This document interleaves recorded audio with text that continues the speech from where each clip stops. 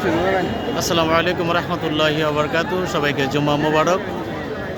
আমরা ঢাকা থেকে চলে আসছি কিশোরগঞ্জ পাগলা মসজিদ।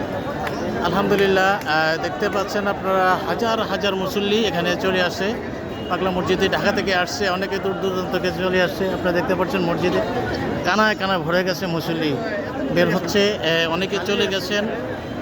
আলহামদুলিল্লাহ, আল্লাহর কাছে লাখো শুকরিয়া যে আমরা এখানে আসতে পেরেছি। ঢাকা থেকে আল্লাহ তাআলা আমাদেরকে সহি সালামতে পৌঁছেছে।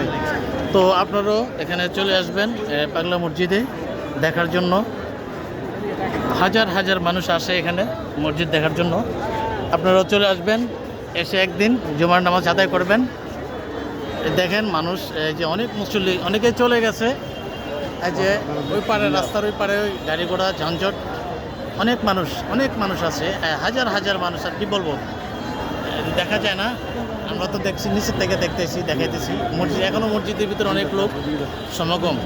তো আপনারাও চলে আসবেন ইনশাআল্লাহ। দোয়া করি আল্লাহ তাআলা যেন সবাইকে আসার তৌফিক দান করেন। আমিন সুম্মা আমিন।